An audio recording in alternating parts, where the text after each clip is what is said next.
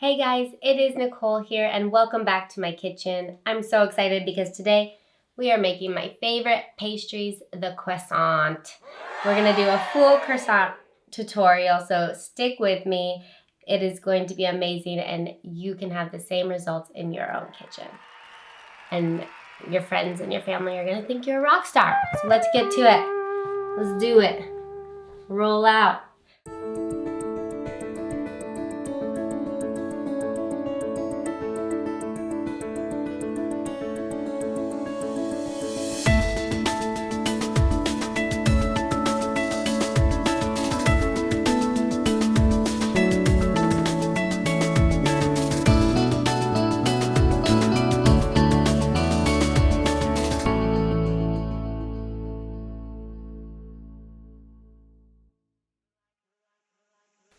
Croissants are fairly intimidating. They are a pastry that people do not usually try at home. So we are going to take that intimidation factor away, go over step by step, and you'll realize it is just a little bit longer of a process, but totally worth it. And your arms will love you for it because it's a great workout. I'm gonna go over the ingredients.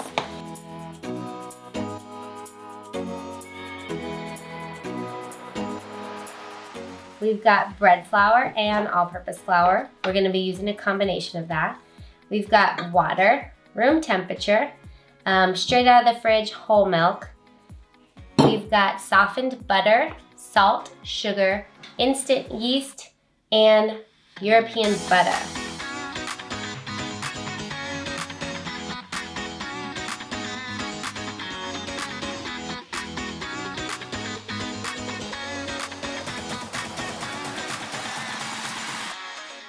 All right, so those are the things on this table. Now I want to tell you three very important facts about these ingredients. One being European butter. So for this butter book, for this beautiful lamination that we're going to be making, you want a high-fat butter, and that is going to be your Plugra or your Kerrygold, or I think Trader Joe's has a cultured butter that I've done, and it gives it a really nice tangy flavor. Either way, you want a high fat content, and I prefer Plugra. You will also want some bread flour and all-purpose flour. I prefer King Arthur because it is consistent with the protein content, and I know exactly how my dough is gonna act when I'm rolling it out. And the third and last thing I wanted to just specify for you guys that you really don't want to up is the yeast. You want it to be instant yeast, not the stuff you have to put warm water in and sugar to activate it. You want to be able to put your yeast in with everything and it will automatically start eating up the sugar and the enzymes and ferment naturally without the activation process. That is it for the specifications, and we are ready to make the dough.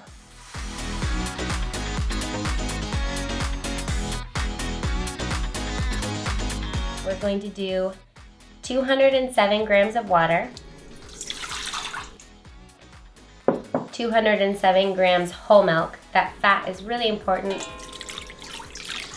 I've tried when I only had 2% in the house, and you know, it'll work, but I feel like my dough isn't as smooth and elastic when I'm missing that fat.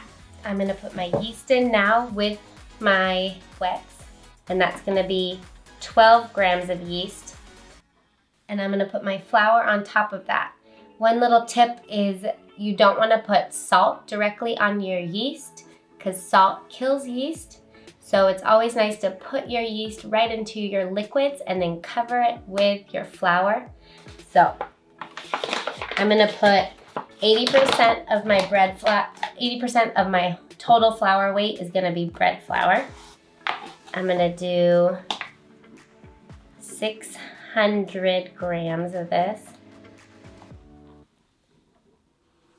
And we're there. 600 grams of that bread flour, which is a high protein flour, and it's gonna give you the gluten you need to the strength that you need to roll out. But then this AP flour has a lower protein that's going to help it have the elasticity that won't make your dough too tough to roll out. So it's a combination of those two, and I've just found that I really like about 80-20%. So we're gonna do 135 grams of all-purpose flour. So we've got regular American butter, softened butter. This is 75 grams. Then I'm going to do my sugar on one side of the flour. This is 55 grams. Making sure that's not touching directly on my yeast right now. And then salt. I'm tearing it every time so I know exactly how much is going in. Salt is gonna be 15 grams. That is all I need in this recipe, and we're gonna mix on low speed for about 3 minutes to develop some mild to moderate gluten development. So your dough stays together and doesn't rip when you're rolling it out the next day, but it's not so developed that you can't roll it out because it's so tight with all the gluten development.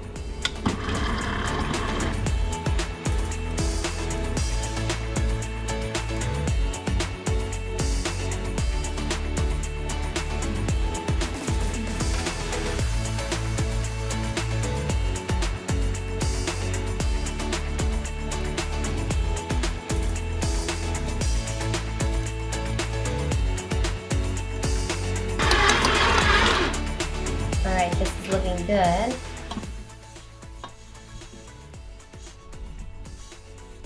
I usually like to throw it down on my table and just get a feel for what it's like. Not like kneading it, but just kind of seeing if it's shaggy still, which it's a little bit shaggy for me. I'm gonna actually do a little bit more mixing. Hold that thought. All right, so we have our dough. Depending on your own KitchenAid or mixer, it'll take about 3 to 5 minutes to develop the dough, to bring the dough together and develop the moderate amount of gluten. So I like to roll it into a ball and feel it, because dough is my favorite thing. And I'll slap it a little bit, and I like it. And then I let it sit out for 30 minutes or so, just to rest, develop a little bit of fermentation. So I put it into the same bowl and let it sit for 30 minutes, and then we refrigerate this overnight till it's really, really cold. And then we start the lamination process.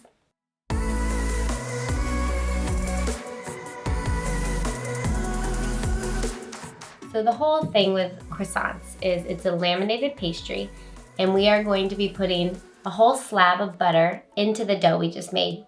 Once they're both really nice and cold, we're going to enclose our butter book into the dough.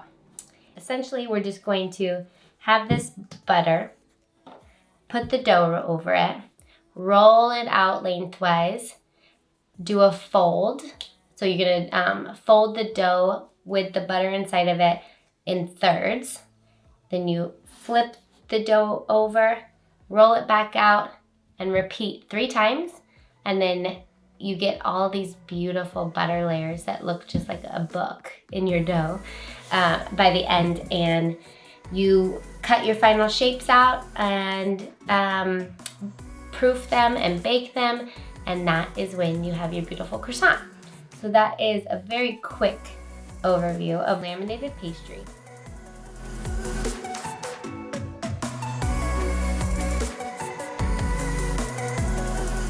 So we make what they call a butter book. So I get out parchment, put the butter between the parchment layers, and roll it thin into a nice little square.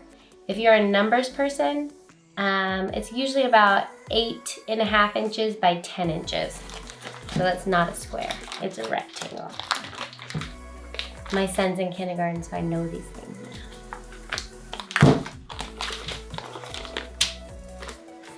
My European butter goes into the parchment.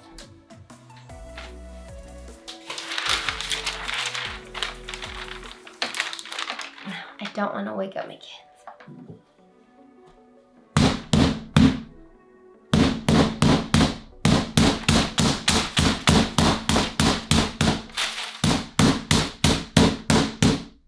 Get out all your aggression.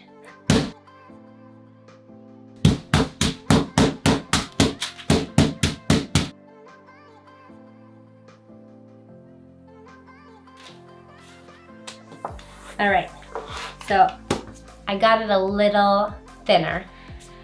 Now I'm gonna shape it a little better after I woke up the whole house.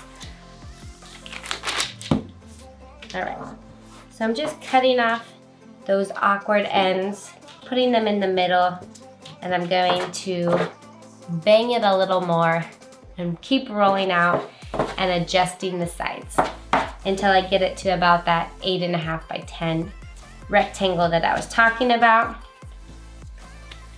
The whole thing with croissants is time and temperature.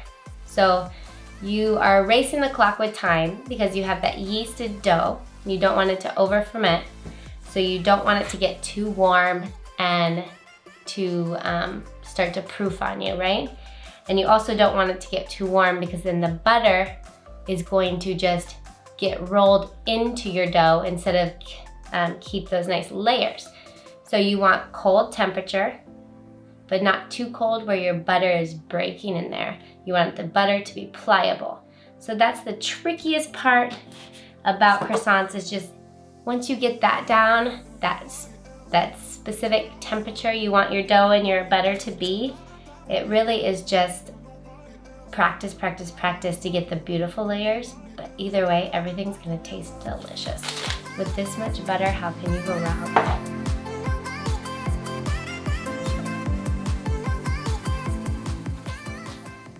If you start making croissants a lot, I like to keep my parchment in the freezer once I use it, and then you can reuse it over and over. So it's not just single use.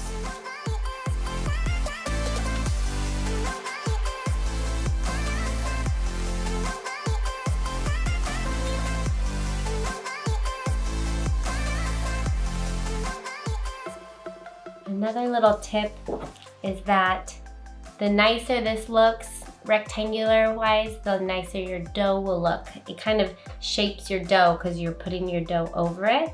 So make this look pretty, spend that time, and then you're gonna have a nice shape of your dough to start with.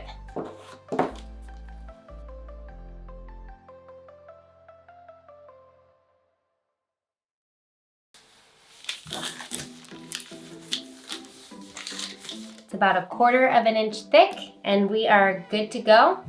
We are going to put this in the refrigerator till tomorrow.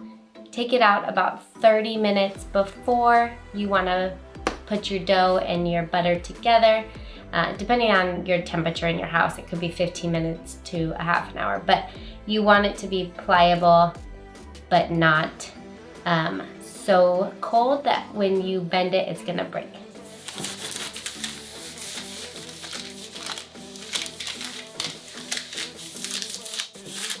All right, guys, more on this tomorrow.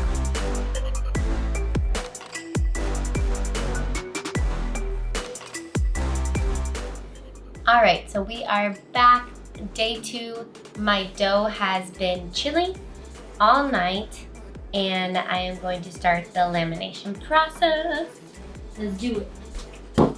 Here is that dough from yesterday. So I keep this and I reuse it throughout the whole process. So don't throw your plastic wrap away, because we're gonna need it a lot of times. We go in and out of the refrigerator depending on the temperature out. So keep that handy, don't crumple it up. So I'm gonna get all the gases out. It sounds so good. All right. I'm just sprinkling my table lightly with all-purpose flour, AP flour. Don't be afraid to shape your dough. Help it into a nice rectangle, so when you roll out, you're already starting from a rectangular shape.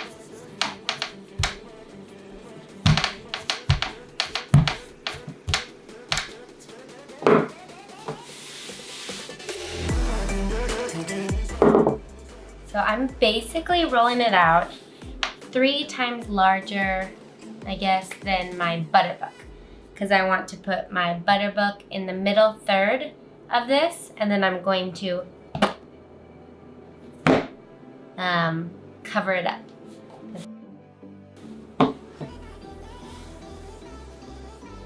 You can always feel down the edges, make sure it feels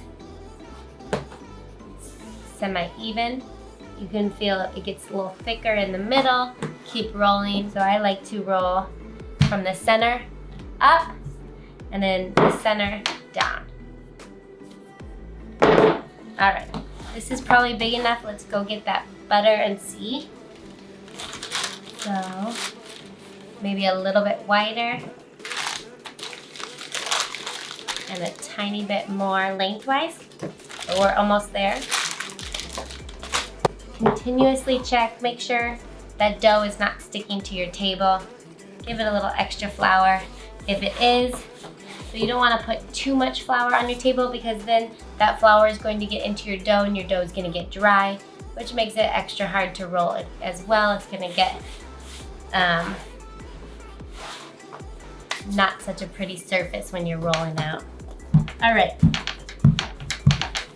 If you did this fast enough where your dough is still cold and your butter is still at that pliable temperature, then you can go ahead and put it in. This is gonna be perfect. I had my butter out for about 20 minutes before this, and it got a little too soft, so I popped it back in the fridge, and now it's at a good temp. So, like I said, I saved my parchment. I fold it into quarters, and then I just put them in the freezer after this. So it's kind of hard to see, but my butter is pliable. It can move without completely breaking, but it's not melting. You know, it's not at all. It's still cool to the touch. So I'm gonna lay it. I use it as my parchment as a transfer sheet. I lay it on and then just rip it off. Fold this into fourths. We'll reuse that next time we have an order. And then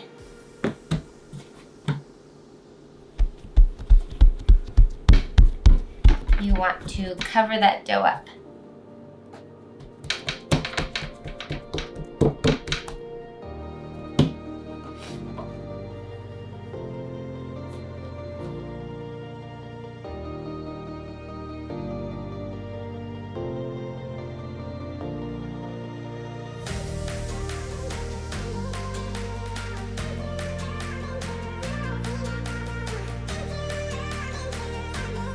We're gonna do fold in thirds, which is gonna be the first fold, and we're gonna do 3 all together. But right now we're gonna do 2 back to back. If your dough is elastic enough, if it's not fighting you, go ahead and try to do 2 folds right away, and then we're gonna rest our dough for about an hour, and then we're gonna do the 3rd turn. Folded, and then we're gonna flip it 90 degrees. And we're always gonna want the seam on our right side. So I folded it after I put the butter in, and that's just putting the butter book into the dough. This is my first turn, and now we're doing our 2nd turn.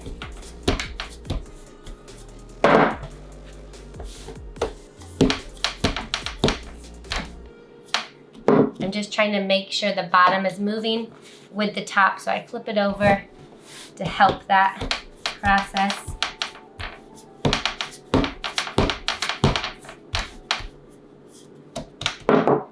See how the top is moving more than that bottom. So I'm gonna flip it over and try to get them equal, or else you get this really big lip of the top going over the bottom layer. And you can cut it off, but I prefer to try to fix it right away. And again, if you do flip it, make sure you put that seam back on the right hand side.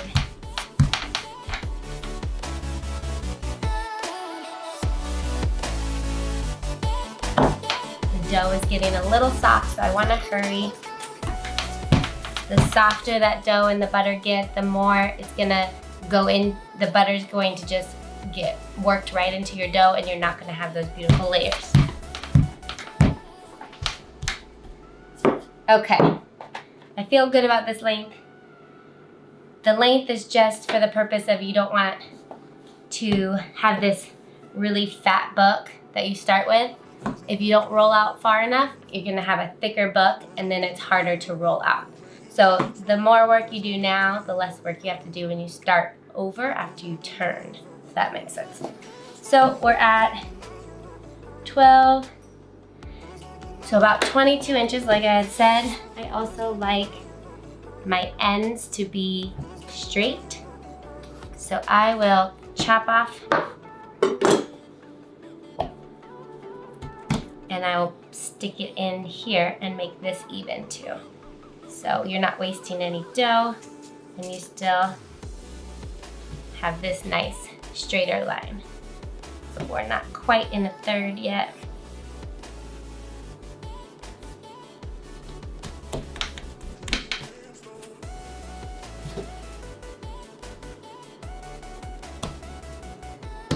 All right, so that is turn number 2.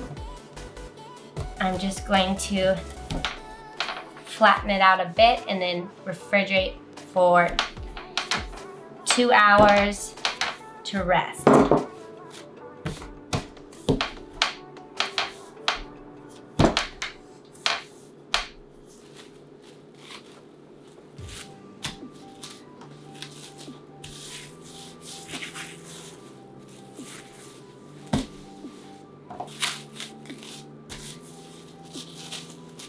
You can refrigerate for an hour to 2 hours as long as your refrigerator is cold enough where you don't see bubbles in your croissant dough. You don't want this to be a fermentation time. You just want it to be a cool down time to get that butter and dough back to a good temperature, and you want the dough to be able to relax so you can roll out easier for that last turn. Make sure you know you've got where your seam is, so it's easy to continue to roll out with that seam on the right hand side. And if you want, you could even put a 2 here. So you don't forget, you did 2 turns, only 1 more to go.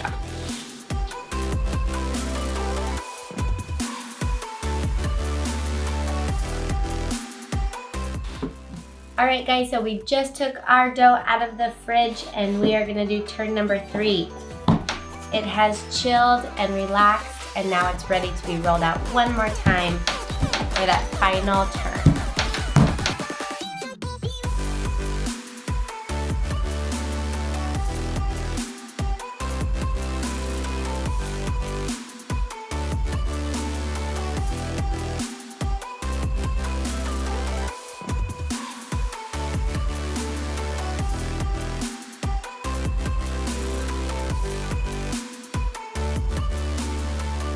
All right, I feel like we have set ourselves up for success for the final rollout by making it nice and thin. And we are going to let this chill, relax that dough, and then we're gonna bring it back out for the final rollout and shaping. We're almost there, you guys. This is when we see our reward soon, when we cut into this dough and you see all the layers. All right, so fridge and chilling, relaxing, final rollout.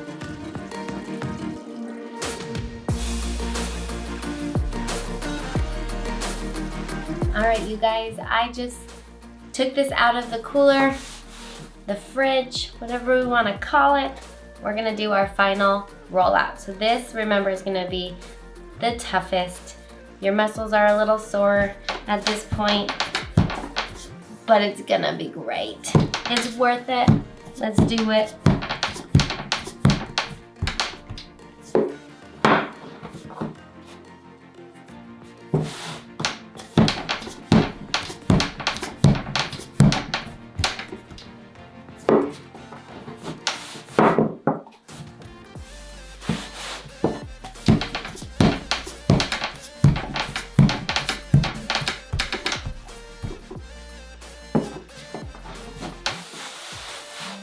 Making sure, pressing down and forward, and then down and back. Trying to get this whole bottom layer to move with it as well.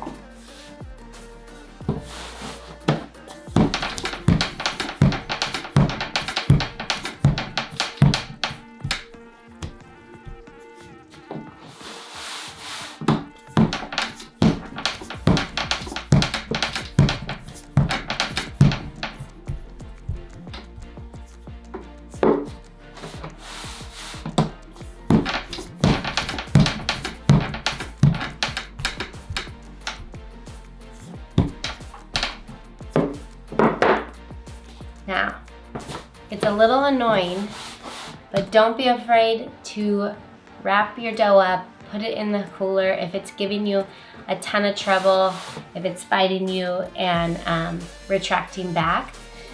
Don't fight with it. Let the dough win, because you're gonna just be struggling. You're going to overwork the dough, and it's not worth it. So as soon as you see that it's fighting you, put it in the cooler again, 15-20 minutes, and it could be a process, but it's totally worth it to not overwork your dough.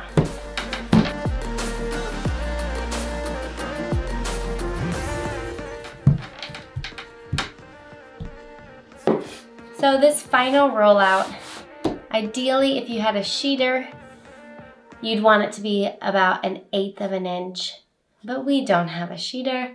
We are doing this at home. So I just usually do it to about 1/4 of an inch. It's still fairly thick, but if I try to do 1/8 of an inch, I end up overworking my dough and my layers aren't as nice. So I've just succumbed to realizing home baking is not gonna be exactly the same as having the nice equipment of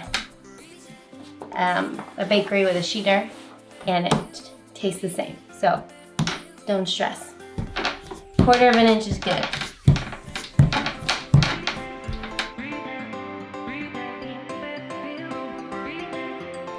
I'm gonna listen to my own advice, let this rest 15 to 20 more minutes, and then we will come back to this.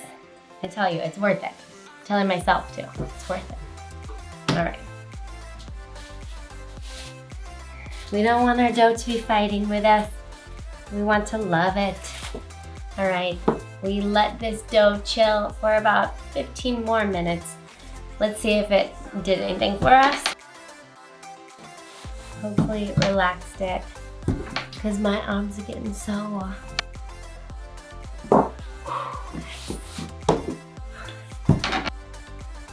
So once it gets to about this length, I feel like it's so much easier to cut the dough in half and to work 1/2 at a time.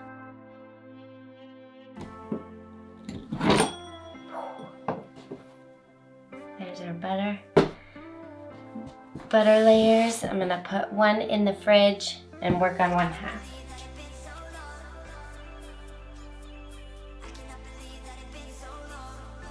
So, like I said, that final goal is about 1/4 of an inch, 1/8 of an inch if you can, 1/4 of an inch, 1/8 of an inch, and then depending on your size of your template, about 7 3/4 width, and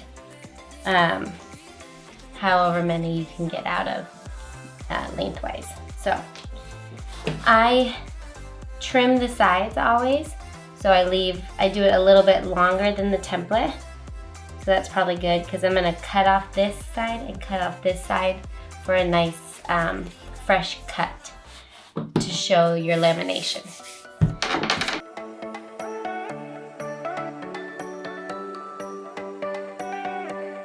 All right, I'm gonna put this back in the fridge, let it rest one more time, and work on that second half of the dough.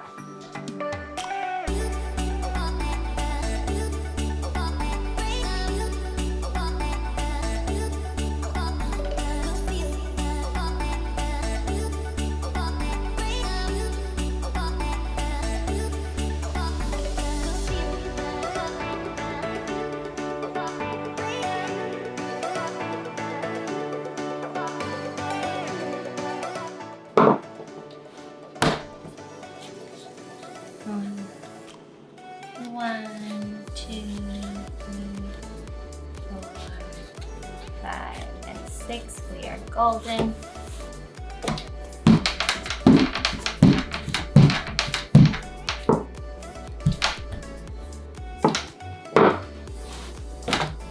Trim it up.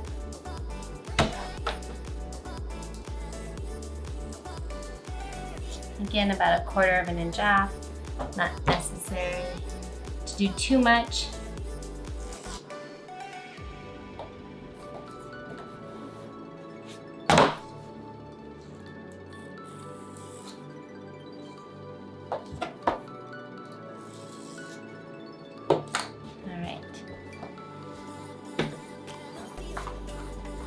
My middle is always so much thicker. Try to get that down a little bit without ruining that edge we just cut. All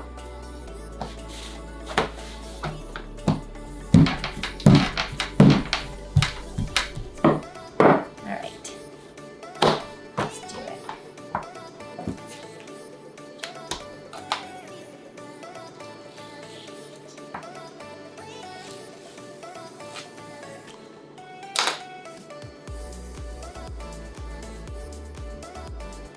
Scraps for me, scraps for you.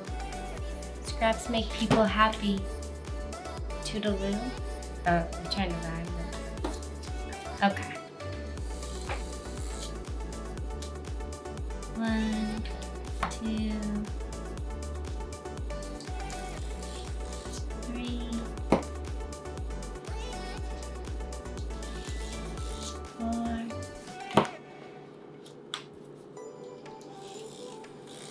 5, 6, and a bonus over here, guys. This could suffice. We could use that little scrapperoo. Okay, so for plain croissants, I usually I go to right in the middle, and I do a little 1/4 inch slit, which will help us with our next part of our shaping.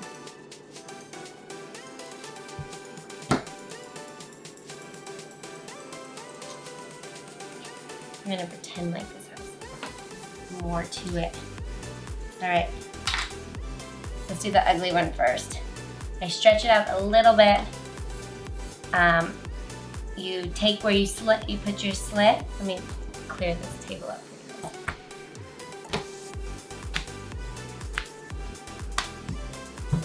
All right. Pull the middle of that slit over, and you're gonna roll it down to you. Now, like I said, this one's ugly, but that is the gist of it, right? Okay, so let's do it for real now. A quick stretch of it. Take your croissant, fold your corners down, and just roll it through the middle.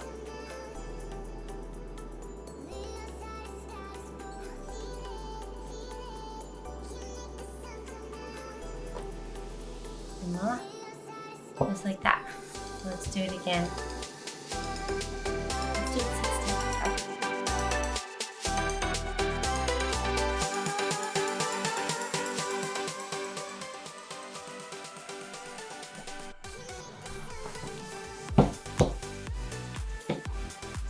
Little stretch.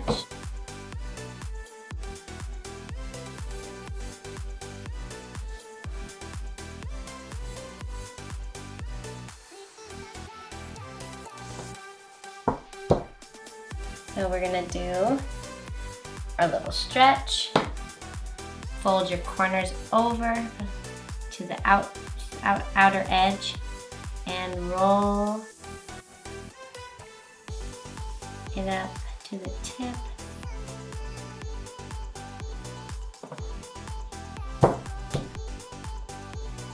And these are pretty thick, so they're also gonna take longer to bake. So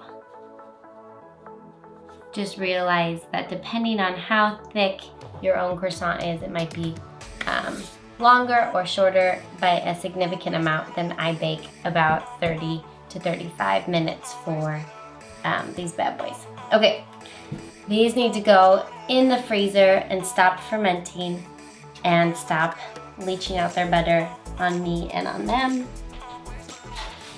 So we're gonna egg wash these, put them away, and we will proof and bake tomorrow.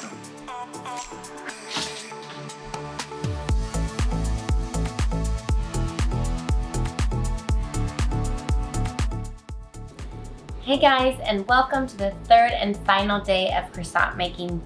This is our last stage. We've done all of our hard work already. Now we just have to bake. These croissants have been sitting out for 3 hours straight from the freezer, and they have been proofing. So this is the final rise. It's gonna make them nice and airy and delicious.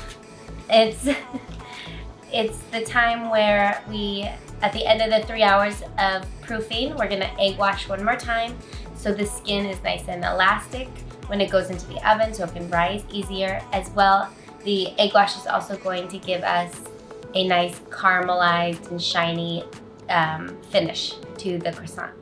So my oven is preheated to 400 degrees. I'm gonna make the egg wash for you guys. I just use 1 egg.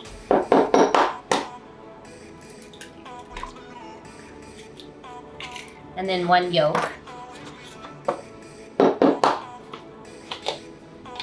I'll save the egg white for macaron making. Let's see if I can crack this open.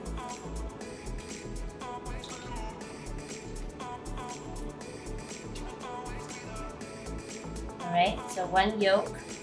Salt also helps with caramelization. So I just do a pinch or a shake.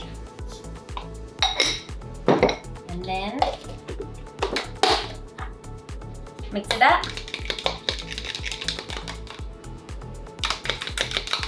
That's good. And that's it for egg wash. All right, you guys, I'm happy with the way these are proofed. They are nice and full of air. And we are going to egg wash them and get baking. Just gently egg wash. Again, this is going to make for a nice finish on your croissant as well as help it rise in the oven.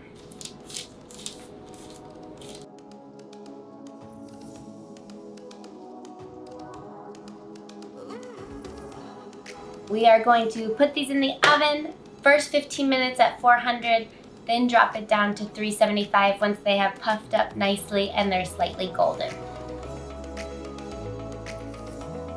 All right, and we definitely want the temperature to be high enough.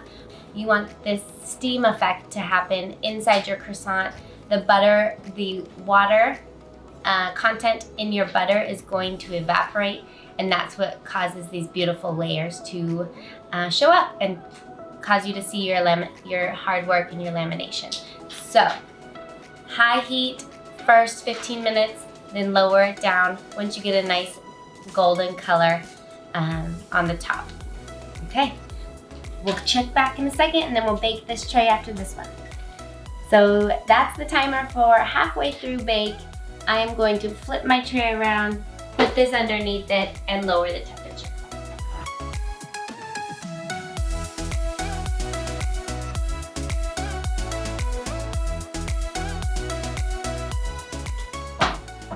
15 more minutes on the clock, and then we will bake our last tray. The timer's about to go off, so I'm gonna get these started while we wait.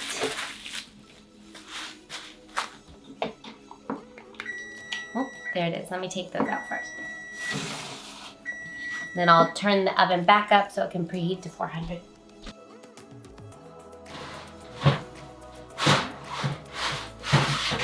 Oh, all right, guys. Here is our final product. Let me transfer these to a cooling rack.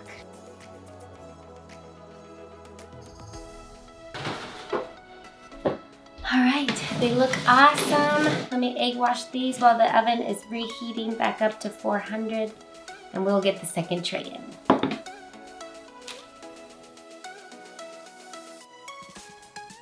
When you're egg washing, you don't want to get too much. You are going to seal those beautiful layers if you get too much on the layers. So I'm trying to soak. I got a little too much on this one. So I clean my brush off and just try to soak up the excess that's hanging on top of the croissant.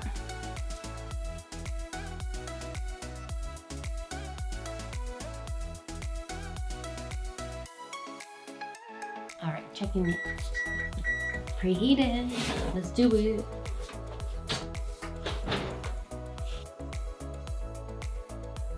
$15 more minutes, and we are almost ready to say goodbye. Almost.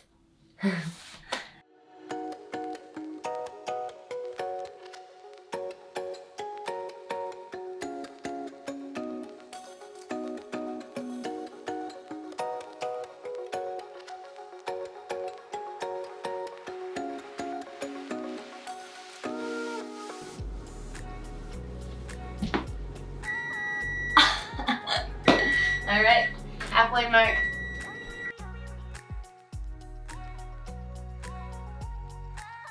More minutes on the clock. Last and final stretch of the bake. And then we're gonna cut into one of these and see how we did.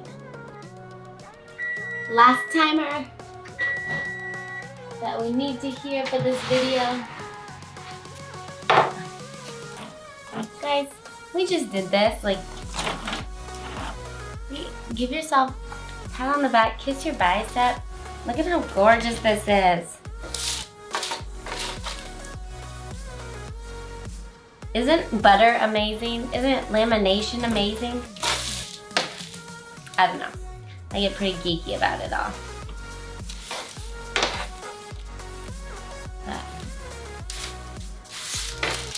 These are my absolute favorite thing. We've got these beautiful croissants that have a nice French brown finish.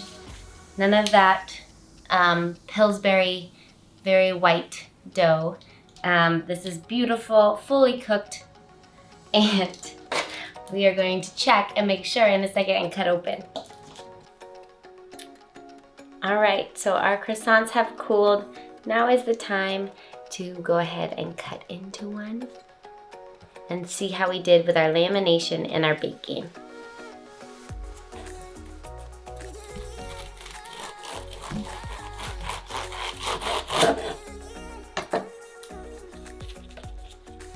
Here it is, you guys, the fruits of our labor, the lamination process in its finest and in its glory.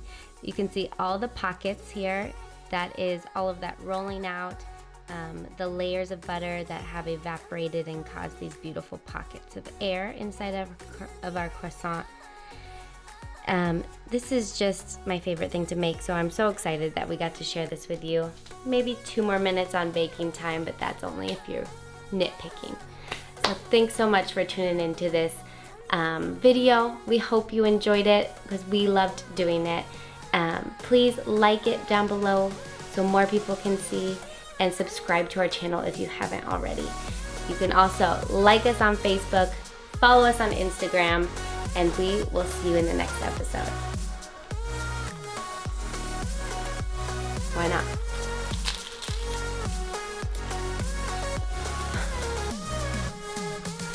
So good.